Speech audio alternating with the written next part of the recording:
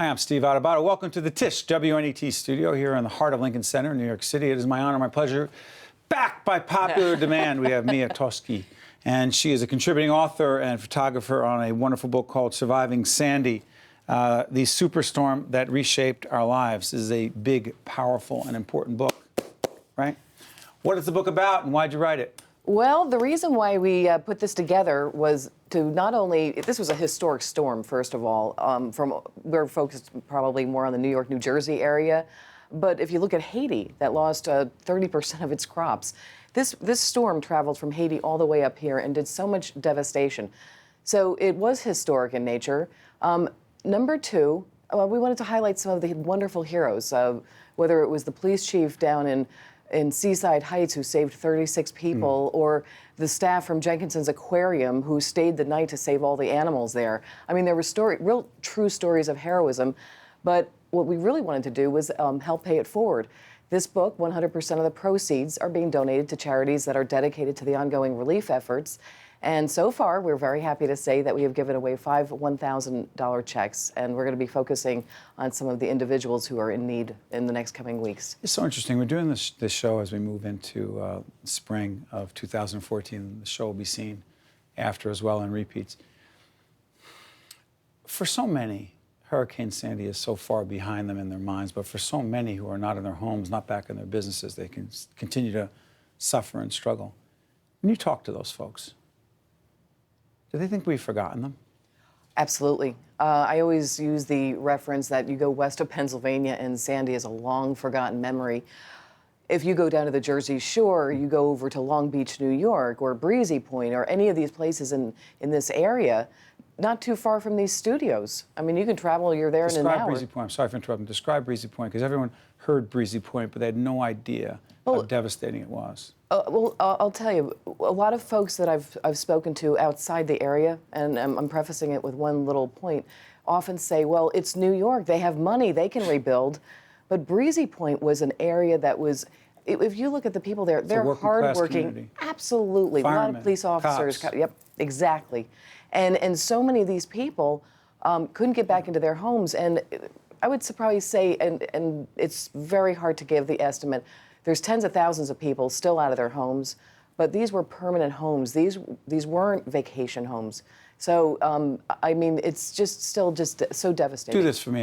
As a photojournalist, we're going to run some pictures, put them up. I'm going to ask you to describe what you see. Let's shoot them, folks. Put them up. What are we looking at? This is an area in Long Beach, New York. You can see that the cars are underwater. This was about 3 blocks away from the ocean, so you can see how far that water traveled. That's about 2-3 feet, and that probably was actually at the lower point. Keep going, team. This was one of the boardwalks. This was over in a portion of Seaside Heights, and this, you can just see how strong that storm surge was just to break the boards in half. And those boards, by the way, had been there for years. And by the way, add on top of that, we were just down there over the summer, the fire on top of the boardwalk that makes it even worse. What Absolutely. are we seeing now? This is Staten Island. This is one of the photos. You couldn't believe Staten Island. They really actually probably had the most damage and the most loss of life. But this was just one picture. You can see the vacation fund, just so many personal items. And when you would walk through and people were just picking up, I mean, as a TV reporter, I've covered fires. And you sometimes go and, your heart breaks because these people have lost everything. You were walking up and down the blocks seeing thousands of people who lost everything.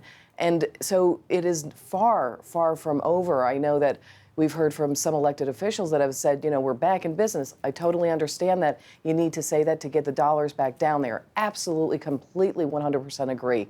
And I would encourage everybody to spend the time in any of these areas. However, it is still an enormous work in process. Let's take a look at some of the firefighters, because they're such an important part of this. What are we seeing? This was another area. This was just outside of Breezy Point as firefighters were trying to get their way through there. Many of them had to wade through waters. And when they came back home, a lot of them, because they lived in these working class neighborhoods, they came home and didn't have a home. So it was a double whammy for them. Tell me about one of the firefighters. Is fascinating. Is it King of Milnik? King of Milnik, yeah. It's probably my favorite story because it was a happy story to some extent. One of the few. One of the few. She's a FDNY firefighter for 8 years with the FDNY. Fabulous lady. Gave birth to her third son. Is that her? That's her, with Adrian Storm, the little boy, and she named her son, her third son, Adrian Storm. Adrian Storm. And so he'll obviously be 2 on October 29th. When was he born? October 29th, the night of the storm. Wow. Yeah, absolutely. She's an incredible lady. Her house was completely gone. Completely gone. Completely gone. It has since been rebuilt, and she got back in about 14 months later. And this baby. He's absolutely adorable. Absolutely adorable. It's so interesting. You know, for so many, as I said before, people want to move on. And for so many of these folks, they can't. And we'll talk about it being a home or being a business as if it's just infrastructure or brick and mortar or pictures. You can replace pictures. It's not that. It's the emotional, psychological, the deep wounds, the scars. And I don't think we can appreciate or understand it. It's so interesting because for some of us, we're like, oh yeah, we have our second home down the shore. We're going to build a home. We got to rent down the shore. That's not what we're talking about here. Mm-hmm. That is not what we're talking about. We are talking about people for whom right now we're going on 18 months. 18, yeah. 18 months. They have no sense of when they're going to be back in their homes, which means they're not living their lives. And that anxiety that they have just continues to grow because, like you said, they don't have answers. I wrote the tribute in the book, and I interviewed a lady by the name of Colleen Verrill, who was from Lavallette, New Jersey. And What's her name again? Colleen Verrill. From our hometown down the shore is There you go. Lavallette, great town. Yep, it's a great town. And the town next to it, Ortley Ortley. Beach, has been devastated. Yeah, I have probably 10 friends that lost homes there. Oh, go ahead, I'm sorry. No. But she said it. She goes, you know, we celebrated 46 anniversaries there. 28 birthdays, communions, and she just kept going on, and it's where you welcomed the warm, hot air and said goodbye to every summer. But yet it was always a part of your life, and that's a big part of everybody's lives. So we do say that for every one of the reasons why we did do the book is so that we can help some of these, not only the foundations, but the individuals. What impact has the book had on you as a person? As a reporter, it's really funny. Can you distance yourself? I have distanced myself. I covered 9/11. I've covered the tsunami in Southeast Asia. I've covered AIDS in South Africa. I've been all over the world. I've seen some pretty awful stuff. I mean, obviously, I'm a native New Yorker also, grew up on West 23rd Street.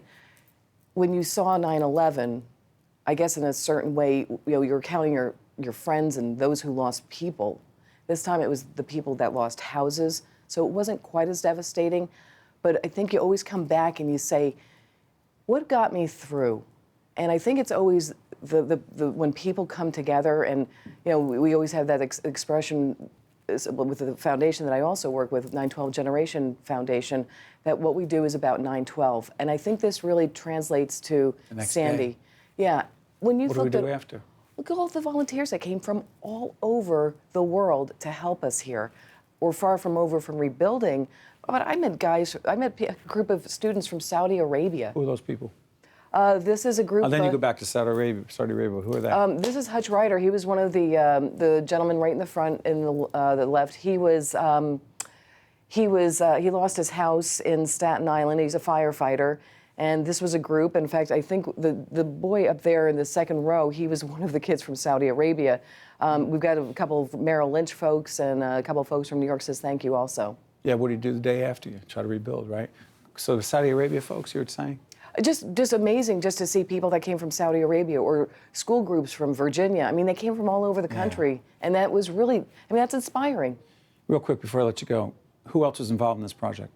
The students from Pascack Valley Learning Center. Yeah. It really was kind of their Great idea. Story. And they are from the tri-state area, so they come from Connecticut, New York, and New Jersey, and they basically said, we want to do something.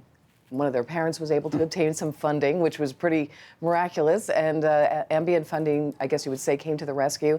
And because of my work with children and as a journalist, they sort of contacted me, and I was very, very happy to do so. And it's been a wonderful journey. And the proceeds are going, in fact, to people who need help, organizations Absolutely. that are out there.